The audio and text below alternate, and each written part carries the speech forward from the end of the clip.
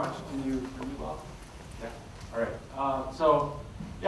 Thanks for inviting me. KIAS is a great place to be. I've visited a lot of times. Have a lot of friends here. Professor Sanjay Lee's a good friend of mine. Professor Lee here, Lee's also a good friend of mine. Over the years, been very generous and kind to me every time I'm here. So super happy to be here. Always very exciting, very warm. And also thank you for giving me the chance to talk about what I'm doing these days.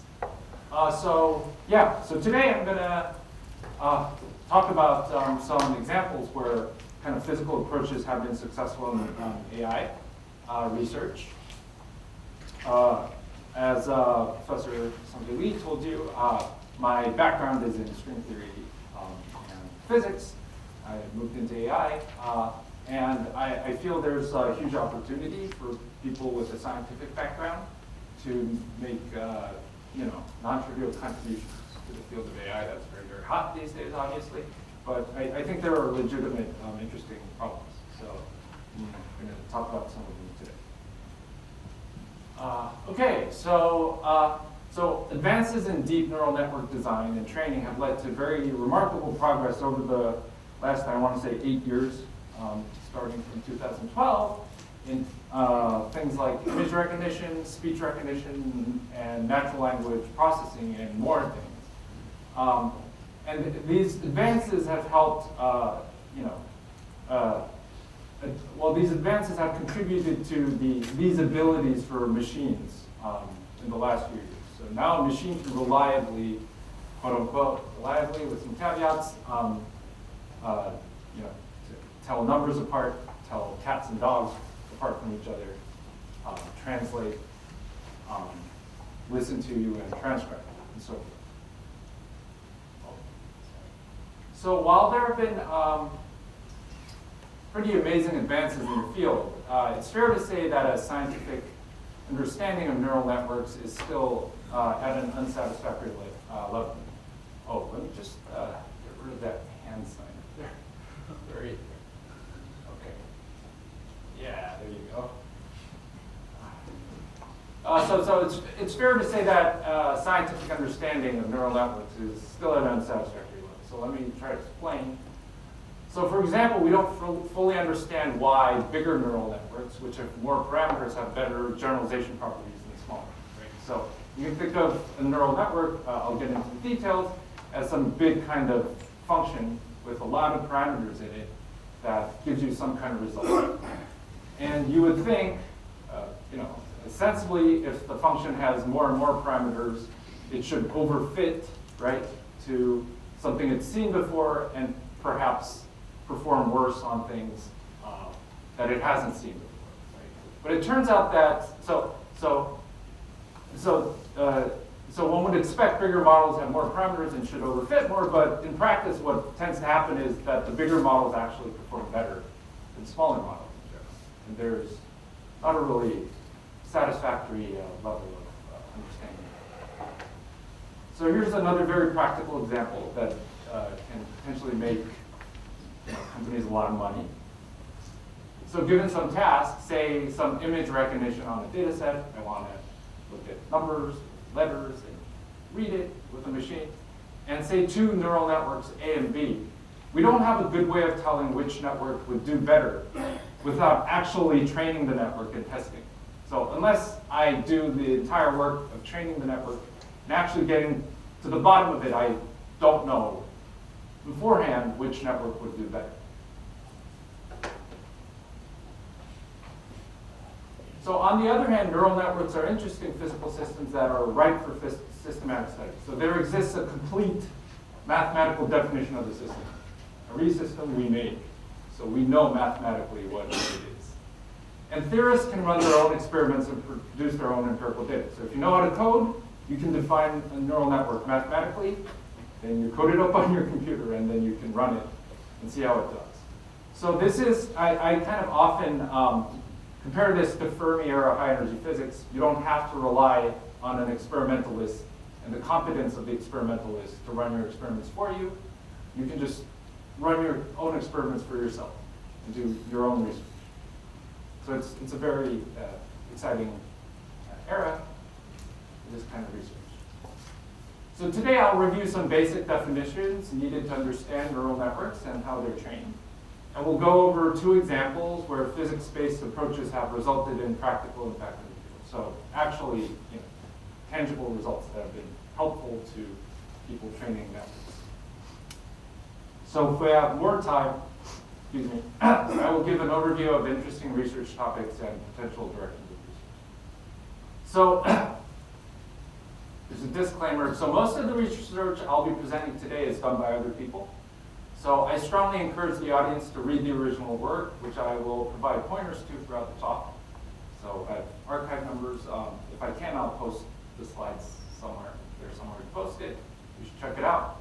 So also for the interest of time, I'll be focusing on a very narrow sliver of even the physical adjacent research kind of field. So I'm not going to be covering a lot of stuff. And I will not have time to address large swaths of very, very exciting work in the field. So at the very end, I'll try to point to some online resources for the audience to explore for themselves.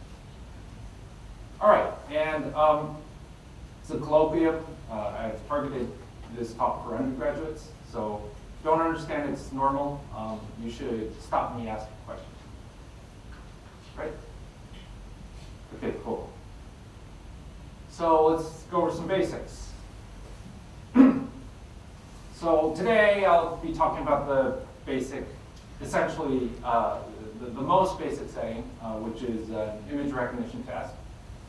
Machines are extremely good at this. So the task looks like this. So we have a training set with images and labels, right? So I'll call the training set T. Each element of the training set is a pair. I'll call the image itself X, and the label of the image, say something like a dog, a cat, 1 or 0, Y. Right? So that's your training set. Now then I have a test set of images and labels, T hat. So this is what I'm going to test my network. So we're going to use T to train some network, or we'll call curly N, not the number of supersymmetries. Your network. Gotta dispose of your past prejudice. This is an actual network.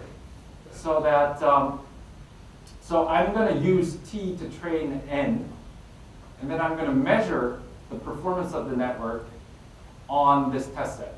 So I'm going to count the number of eyes, right, the number of image label pairs where the network gets the label correctly, divide it by the test set size, and measure the test accuracy, right? So this is all very basic stuff. So when somebody says task in machine learning, they mean you want to train your network on some training set, test it on a test set, and you want that performance to be satisfactory. Say I want to get 90%, 99, 98.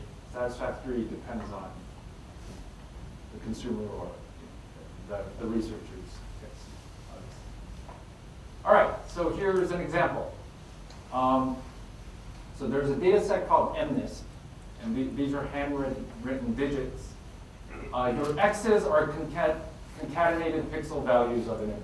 So there are 784 pixels here, and each pixel there's a number.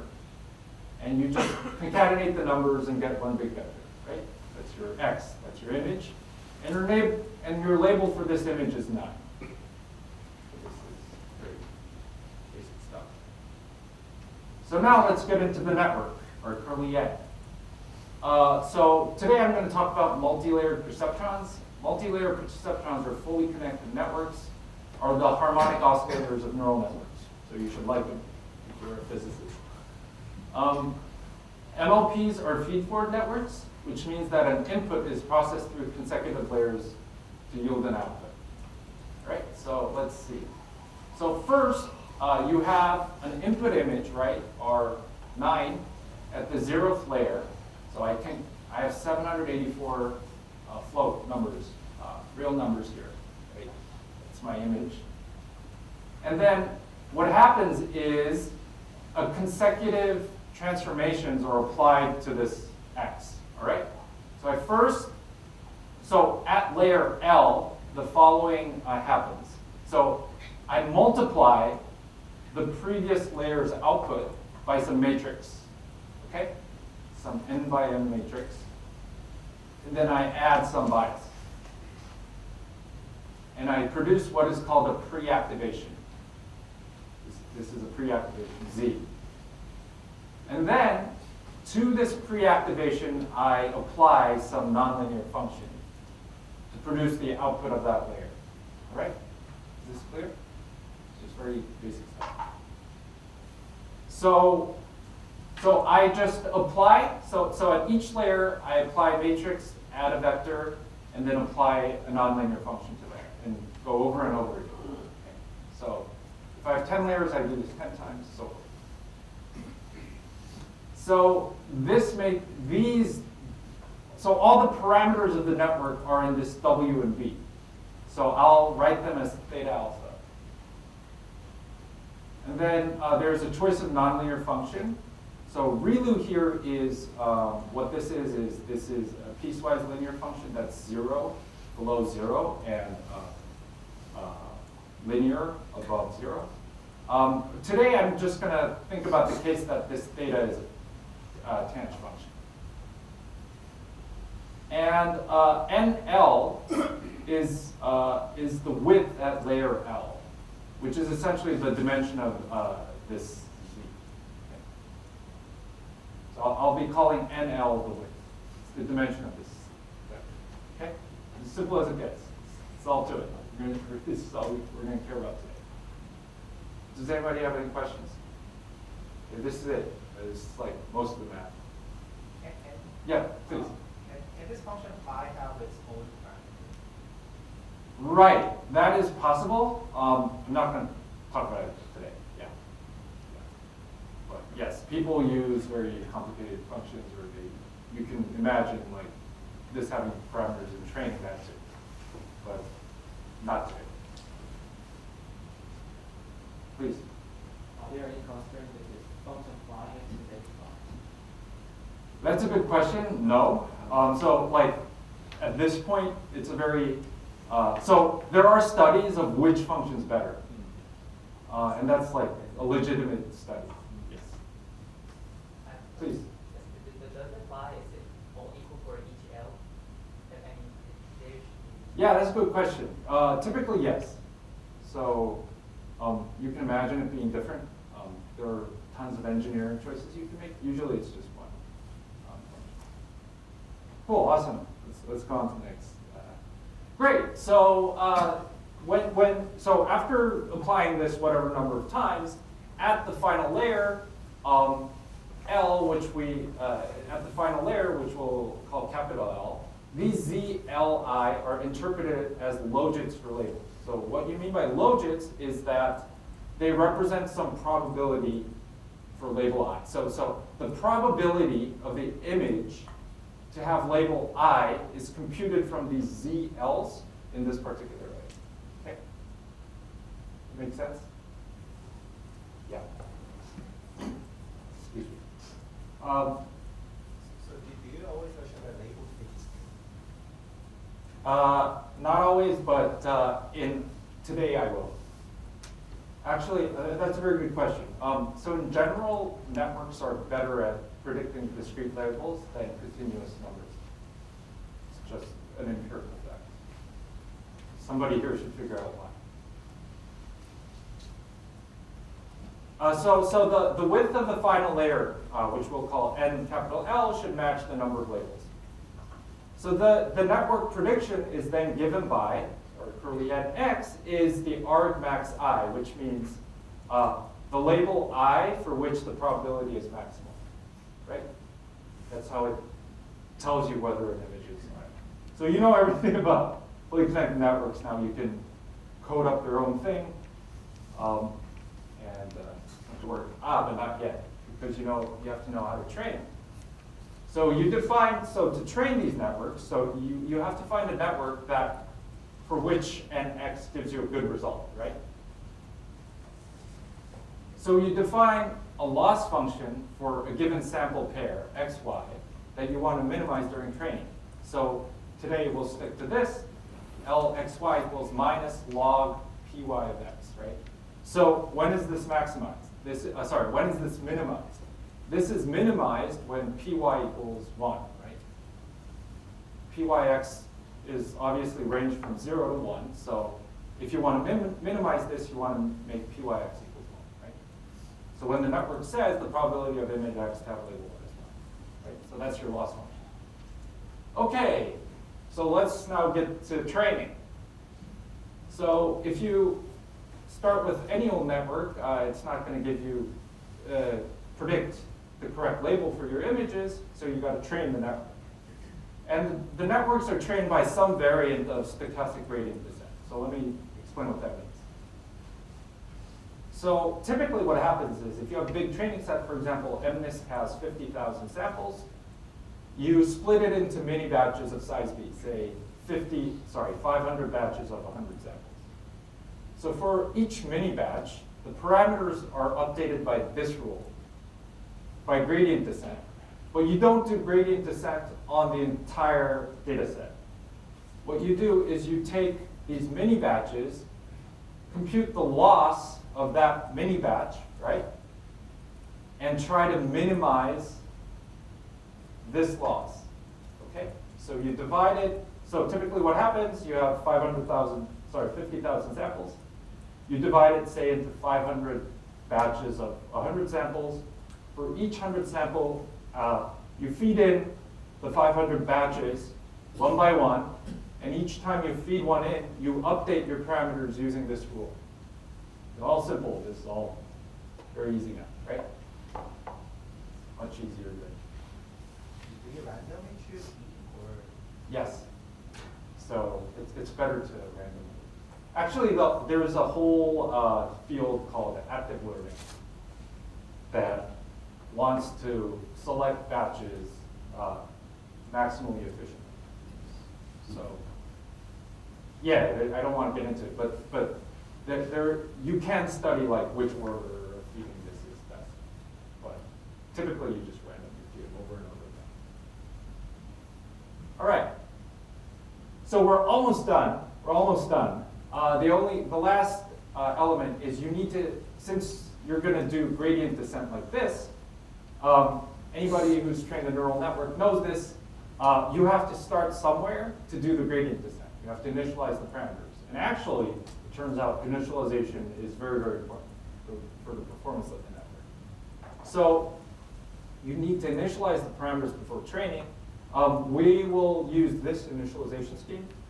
So what we're going to do is the weights, the matrix elements of the network are going to be drawn from a Gaussian distribution of mean 0 and standard deviation sigma w over square root of the input vector space dimension, right?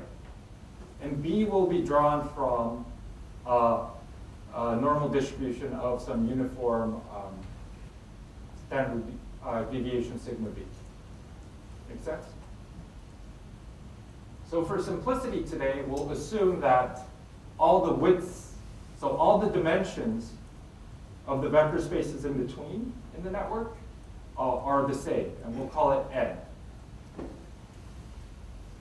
Right? All right. So let's get to the fun stuff now. So I'll first talk about the phase diagram of initialization conditions. So it turns out, if you use the wrong initialization conditions, your network's never going to train right. Or it's going to train, but it's going to give you very bad performance. And anybody who's practically, when I first started training my own neural networks, my networks were giving me garbage, essentially random results. And it turned out that I was initializing it. So initialization matters a lot. So this works based on these 3 papers, mostly on this first paper that was put out in 2016. You should check this paper out, but also these 2 works. So note that at initialization, expectation values can be written as some kind of big integral, right? So remember, all your parameters are drawn from Gaussian distributions. And if you're a physicist, you love Gaussian distributions, right? So all your parameters are drawn from some Gaussian distribution. This D is a Gaussian measure for all your parameters, and any observable at initialization, right, should be a matrix integral like this, right?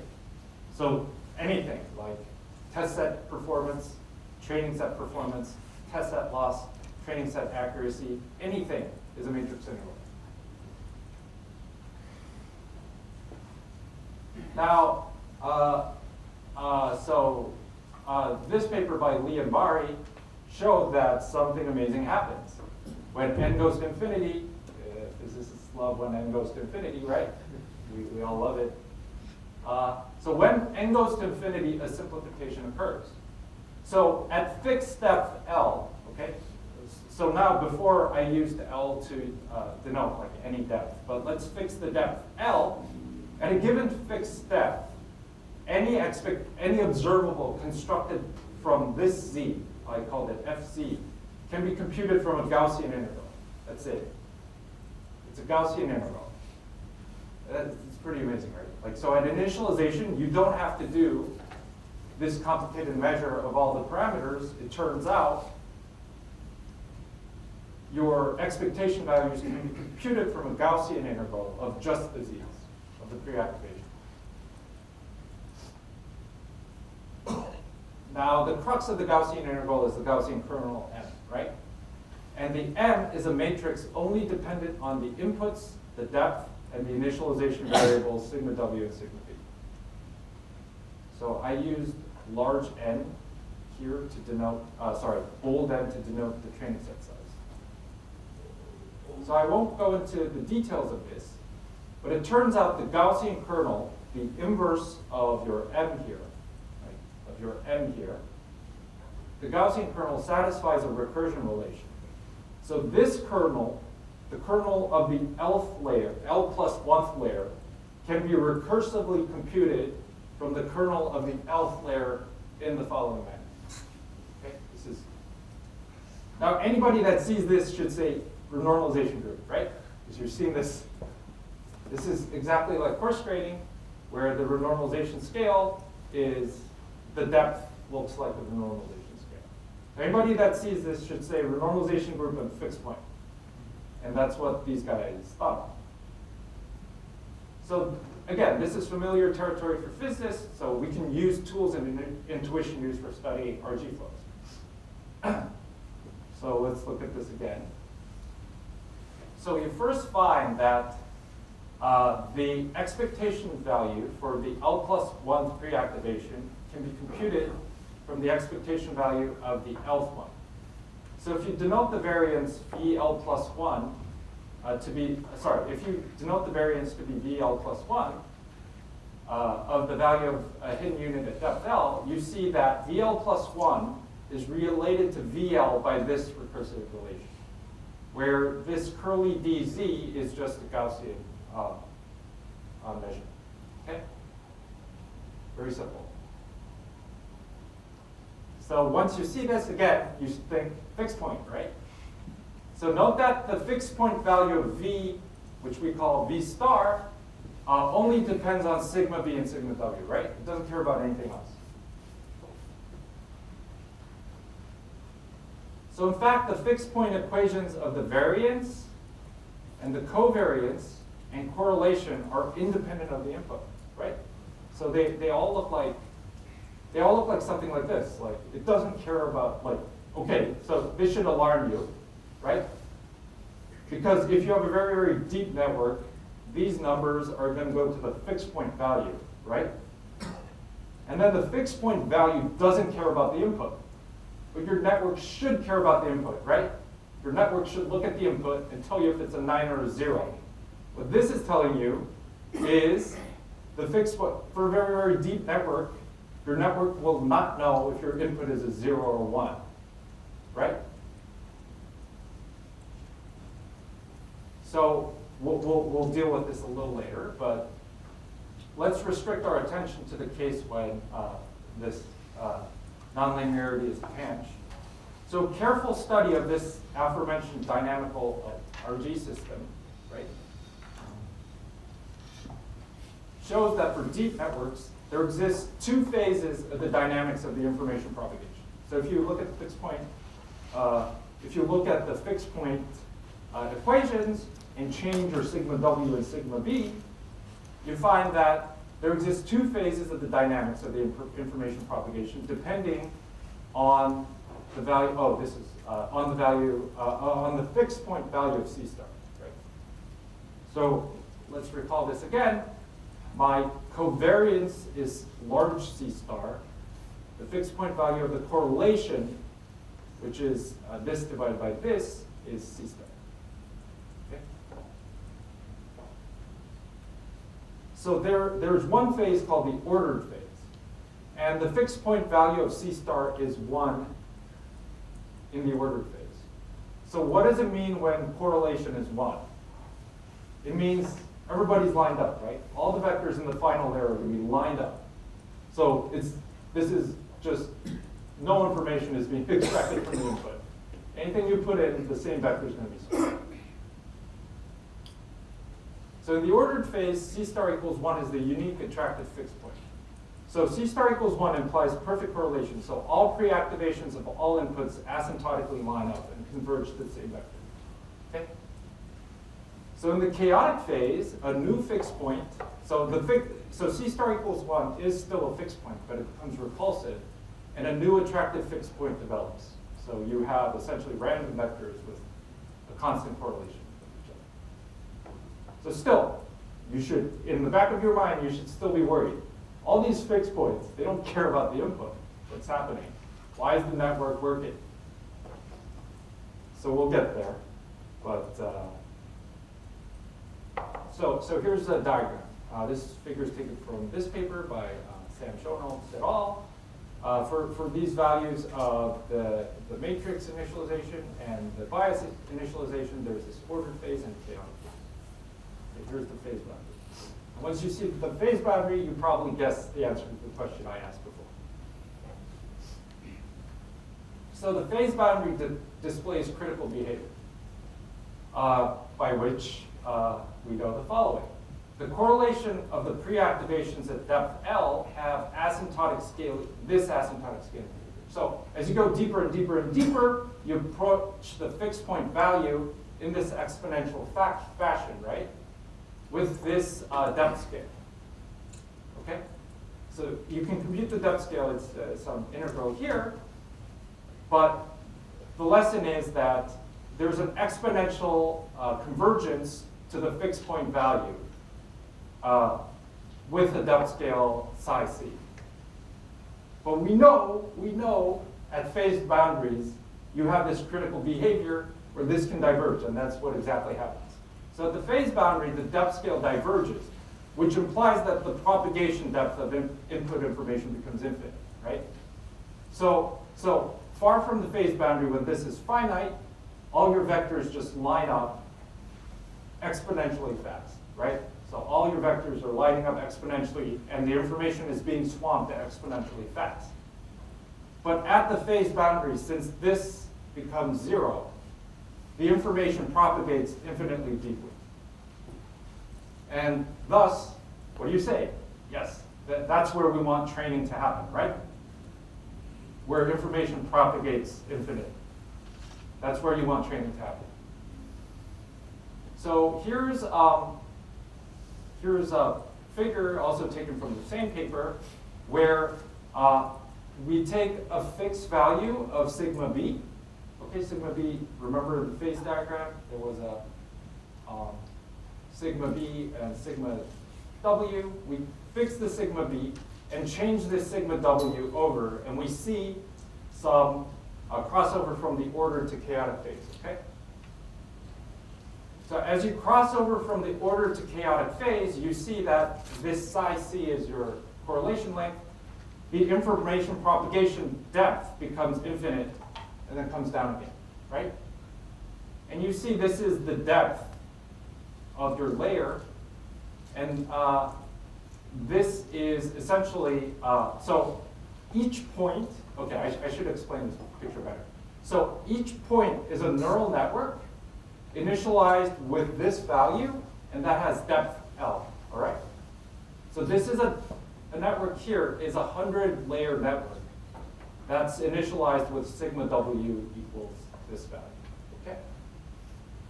So you see that, okay, if I have a shallow network here, and the color denotes the performance of the network, okay, at 200 steps. This is something like 200 steps. This is a lot more steps. So if you train the network a little, what happens is that, at here, networks that are shallower, right, then the propagation depth train pretty well, right? But as I make the network deeper and deeper and deeper, it doesn't train well, right? For deep networks that are much, much deeper than the propagation length, the network doesn't train. But you see here, any depth of the network trains very, very well, right? And this is after training for a very long time. Obviously, the performance has improved for all these networks as well, but still, again, here you see performance. So here, do you share some certain type of training? Yeah, we're using stochastic gradient. So can you get away with that? I mean, in the previous case, I can. Yeah. Even with wrong initialization, I need to make it better. Well, not. Oh, if you have like some smart training, yes. So you can, but it would amount to. So in the training, you can shift where you put. Even if you're initialized wrong, you can imagine acting on gradient descent on parameters at different layers differently, and somehow getting away with it. So you can imagine something like that, but I don't know. But just in terms of pure information propagation, this is.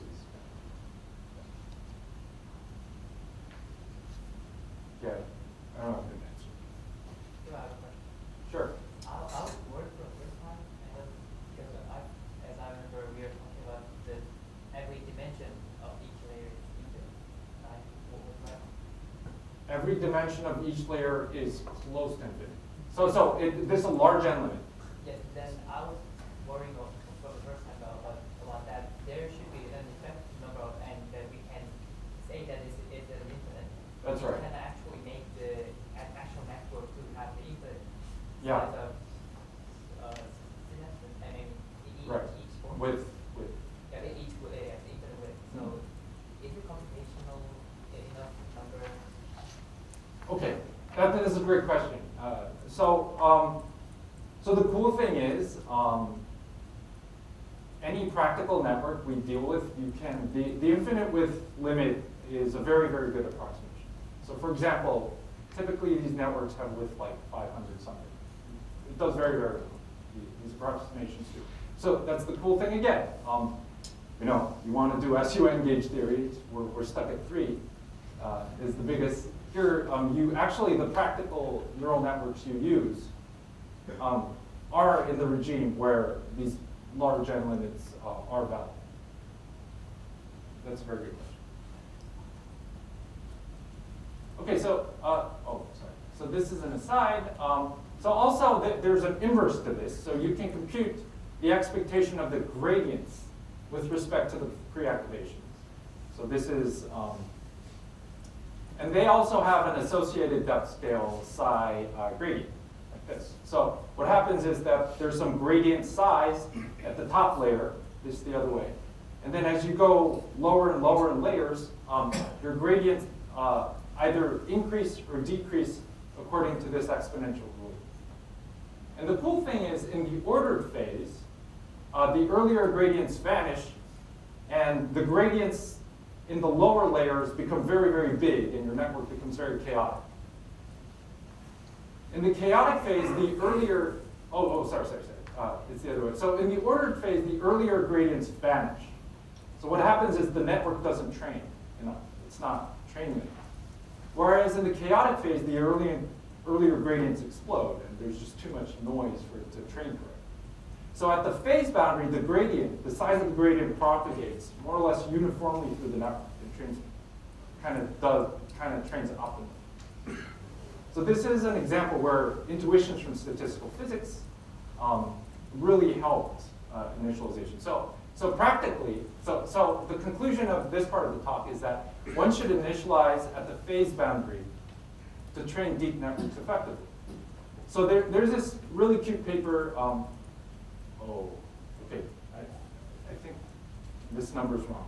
I'll fix it. This nice paper by Lichao Xiao and other people that were able to train a convolutional neural network, a very practical neural network, that has 10,000 layers.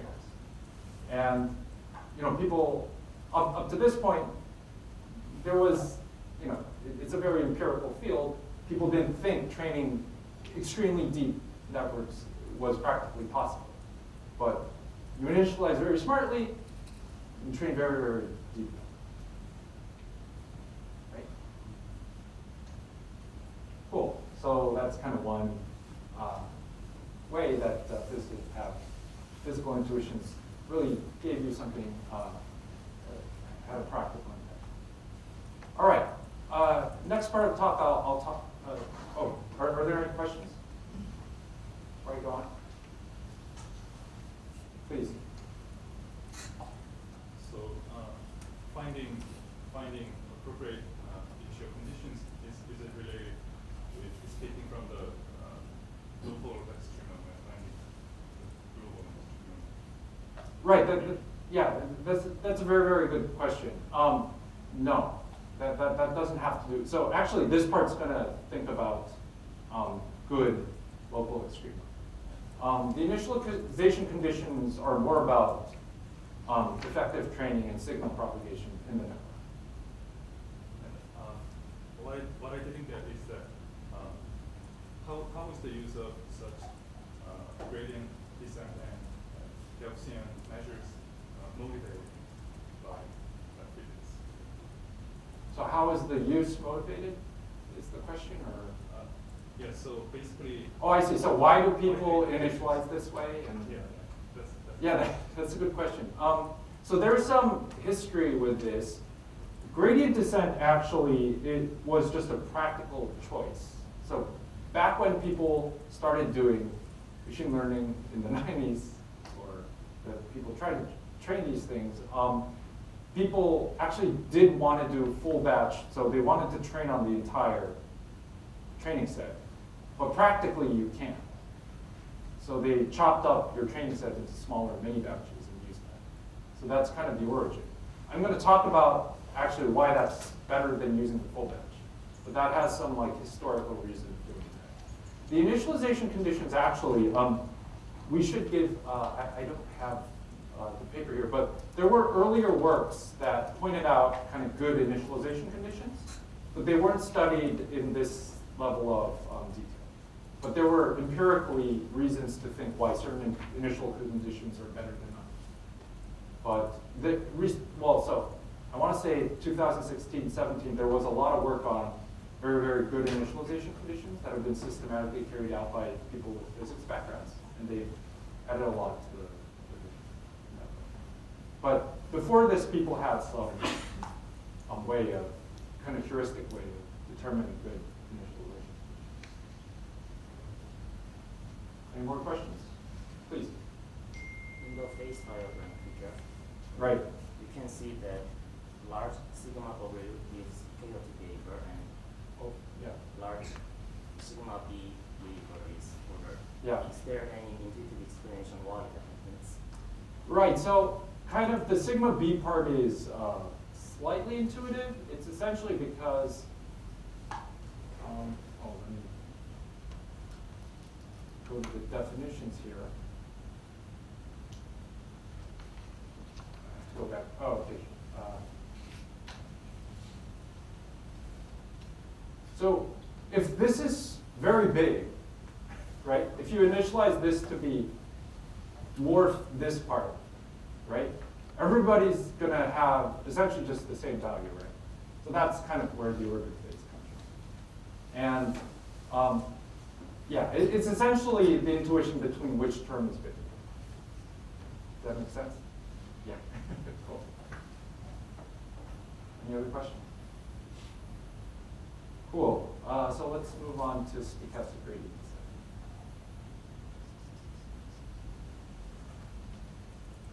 All right. So this part of the talk is based on, sorry, I'm not really bad with this. Okay. This paper by Sam Smith and Kwok Lei, but also some work from here. This is my work, but I just borrowed some figures from this. So let's. So recall that neural networks are trained by stochastic gradient descent. So the training set is split into mini batches of size b. For a mini batch here, with these samples, the parameters are updated by this rule, where the loss of the batch is given by this, the average loss. So the gradients applied at each optimization step does not exactly match the true gradient, right? So you would think, and that's what I certainly thought, is that shouldn't you be minimizing the loss, the entire loss of the entire training set rather than these small batches? Why do you do that? So here we're going to do, we like n's to be large, right? So we're going to use this n now to denote the training set size in this part.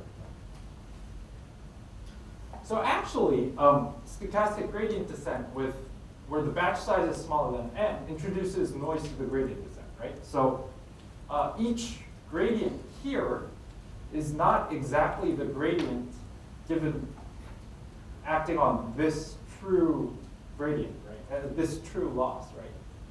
So there are statistical fluctuations of this gradient around the true gradient. So it turns out that this noise is beneficial. So here's a figure from our paper. We fix the learning rate epsilon. Oh, I should have said. This epsilon here is called the learning rate. So you fix the learning rate. This is a 2-layer perceptron. And these different colors are different networks with different widths. Okay? So this is the end from the previous slides. So these are different, bigger and bigger networks, of course, show better test accuracy. But you see that the batch size at which the network performs best is quite small, right? So the smaller the batch size, the network seems to perform better on the test set, right? So as you go this way, actually batch size 50,000 is the true gradient. But the more you give it noise, the better and better it does, and then it kind of falls off. So I should note that for each, for all the networks here, the networks trained to have near perfect performance on the training set. Like, so in machine learning, unless your training set is gigantic, your network always trains nearly perfectly on the training set. Okay? It's always perfect. But on the test set, of course, difference. So the trains have near perfect performance on the training set, while the test set performance typically isn't perfect. So this gap is broadly referred to as the generalization gap. It turns out the generalization gap is smaller up to some point with more noise. Okay? So let's be physicists again. We want to make something smaller big, right? So that's what we do. And it's a good thing to do. So in the regime of small learning rate, when this value, epsilon over n, is much smaller than 1, stochastic gradient descent can be well approximated by Langevin dynamics. So let me explain that. So the update on your parameter value can be thought of as a continuous gradient descent on the loss function, but with this noise term. And the expectation, actually the covariance of this noise term is given by this matrix. Now, here, I factored this matrix into two parts. There's this number G, which is the noise scale, which is the learning rate over the batch size. And then F is a covariance, is the covariance matrix of the gradient on the true, of the true loss.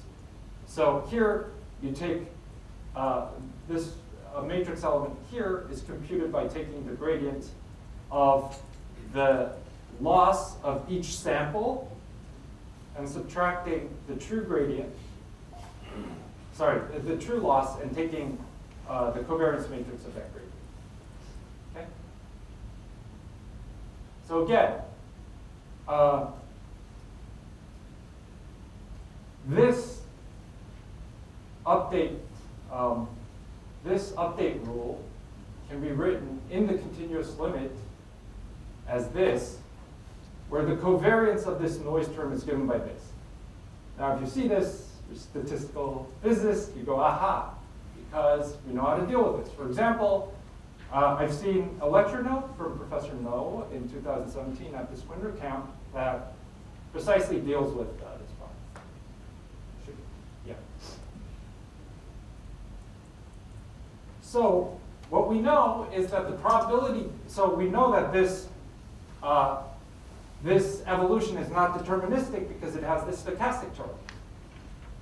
Actually, the probability density of the weights, so the weight at time t, the probability of a weight to have value theta at time t, which we denote u, evolves according to the Fokker-Planck equation. So under favorable assumptions, this Fokker-Planck, this probability distribution asymptotes to some asymptotic distribution u infinity that satisfies the stationary equation of this equation. So here's the cool thing. Remember when you're defining L and F? Once you define the loss, once you define the data set, you can't change L, you can't change F. When you're training, the only thing you can change is this G, right? So G is the only determining factor of u infinity. So what happens after training for a long time is only determined by this G. So here's an aside. If the noise were constant and isotropic, right? If this matrix F was proportional to the identity matrix, the stationary state becomes a Boltzmann distribution, where the temperature is this G times this gap. But this is too much of an idealization. This F is far from being isotropic for actual thermal numbers. So here's the cool thing. So in the small learning rate regime, the late time performance of a network does not depend on epsilon, the learning rate, or B, the batch size separately, but rather the combination G. Okay? So here's what I mean. I train, how many networks are these? I train a network, but with many different batch sizes, many different learning rates, right? So each color here represents a network trained with a different learning rate. And I plot the test accuracy at very late times. I trained for a long time, measure the accuracy. And I plot it against the batch size. So you see a pretty chaotic, oh, okay, so at this learning rate, best batch size is here, so forth. It turns out you take all these graphs, plot the test accuracy against the noise scale, which is epsilon divided by B, and they all line up. You see? So it's this ratio, epsilon divided by B, that determines the performance. So this is the power of physics at play and knowing how to take good limits, right? So okay, big deal. But actually, this was a very big deal a couple of years ago and resulted to a standard way that we train neural networks nowadays. So let me explain. So this observation resulted in acceleration of training time. So in practical network training, an annealing schedule is applied to the learning rate, where the learning rate is dropped during training.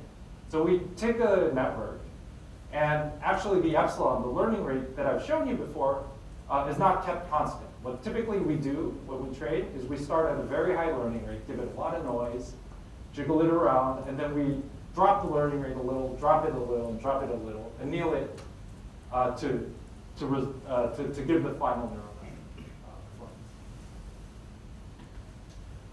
So since the dynamics of training is entirely governed by G, the idea is to bump up B instead of dropping epsilon. Okay? So rather than dropping your learning rate, right, you bump up the batch size. Keep the learning rate constant. Okay, that's the idea. Now, okay, big deal. What's that? Okay, here's the catch.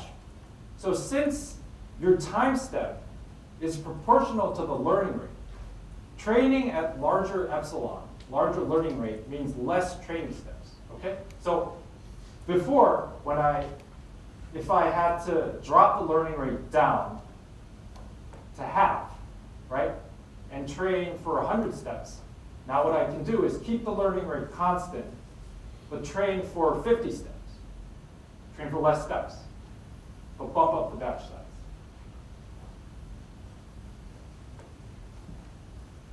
So let me show you what that resulted in. So this is a figure taken from Sam Smith's paper in 2017. So what these people did was that by increasing the parallel compute budget, so since you have to increase the batch size, you have to put more compute. You can't cheat. You have to put more resources into it. But you can throw money into it and buy time. So you can increase the parallel compute budget. The training time can be drastically shortened without sacrificing generalization performance.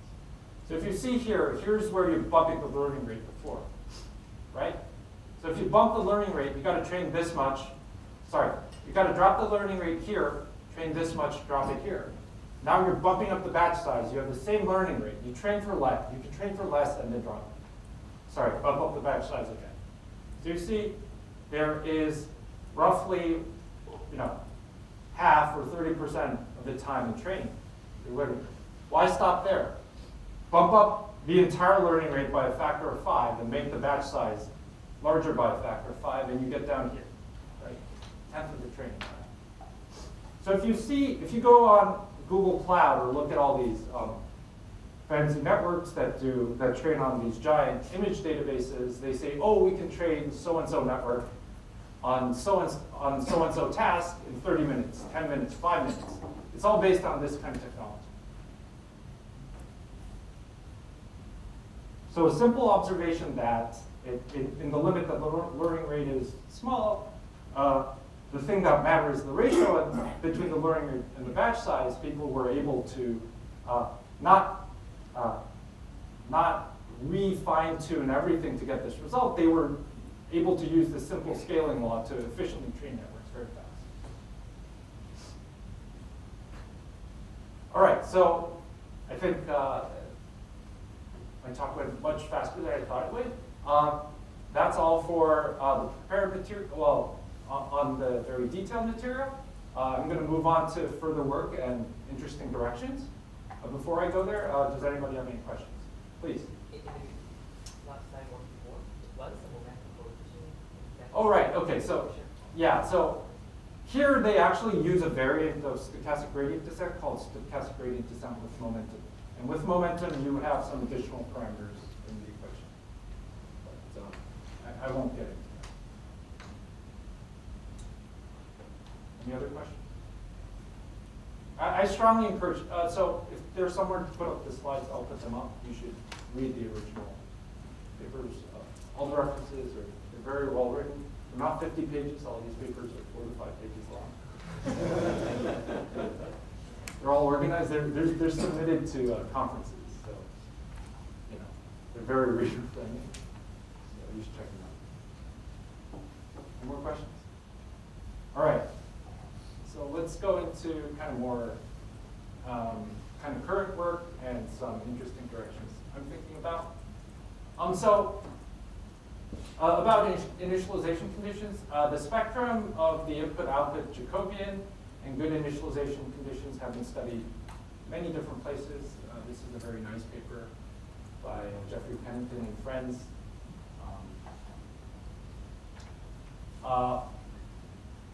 So before I showed you this very deep fact that that neural networks can be essentially thought of as these Gaussian, well, observables can be used, be computed using these Gaussian intervals. And a consequence of that is you can do Bayesian inference, right? Because we know the probability, we know essentially those matrix integrals give you the priors for your inference, right? How your network is conditioned to spit something out. So you can actually, using the fact that these expectation values can be computed by Gaussian matrix integrals, you can actually do Bayesian inference at initialization.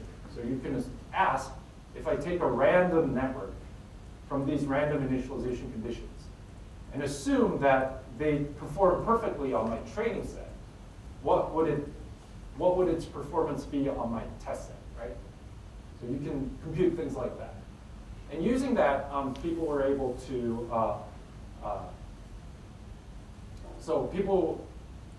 do Bayesian inference on test sets using this fact. So this is Jae-Hoon Lee, who's also has a background in physics. He's been here multiple times as well. And friends have this very, very nice paper. I encourage everyone to read this on that. Another paper by Greg Yang that systematized this for much more complicated practical looking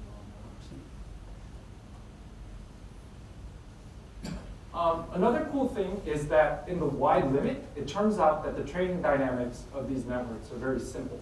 So it turns out that essentially the output of the neural network around an initialization point can be linearized.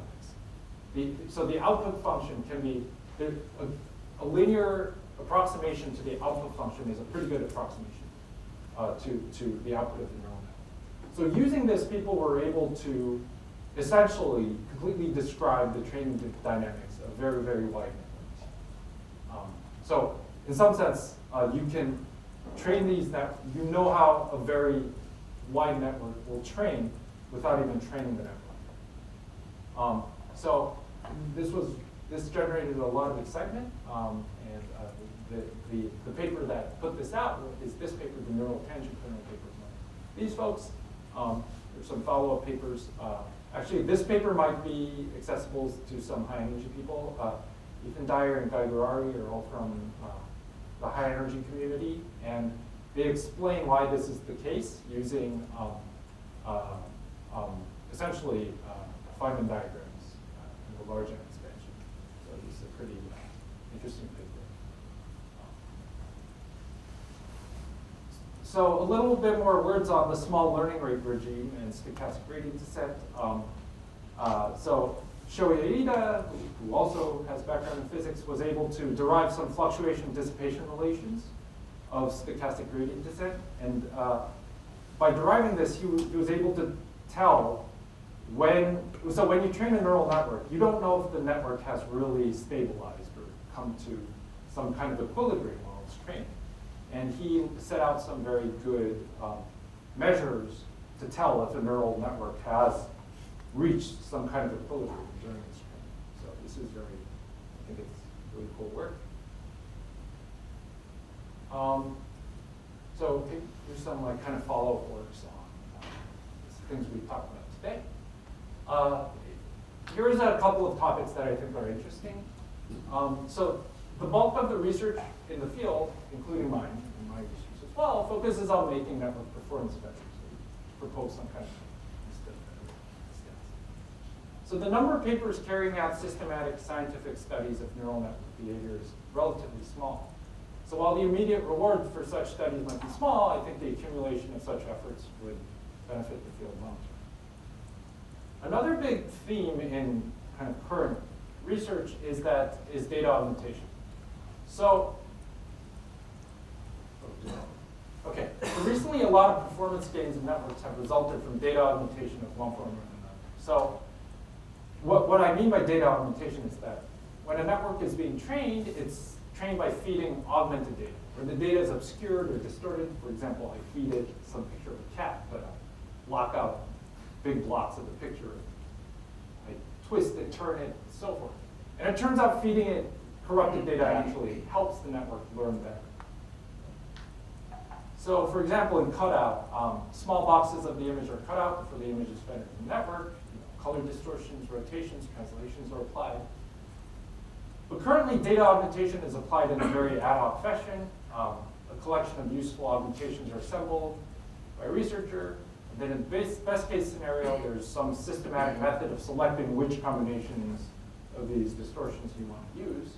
But certainly a more scientific approach would be designed. So to end, I think like personally, my fantasy is to be able to define kind of macroscopic quantities that we can assign to task networks or task network pairs, something like specific heat, maybe something macroscopic you can measure, that can be computed efficiently to predict performance. So taking this one step further, one might hope to optimize this measure on network space to find networks tailored to certain tasks. But we're very far away from this. Cool. So here's some additional resources for physicists. There's so there are talks, slides, videos from past workshops. There's this very nice workshop in Aspen that we had. There was a workshop at Microsoft called Physics Meets ML. There was also a workshop in this big in the ICML conference in 2015 called Theoretical Physics for Deep Learning. You can Google all this. You'll get videos, slides, lecture notes, so forth. So if you're interested in that kind of stuff, you should check this out. I found this like nice review by Yasmin Bari and friends called The Statistical Mechanics of Deep Learning.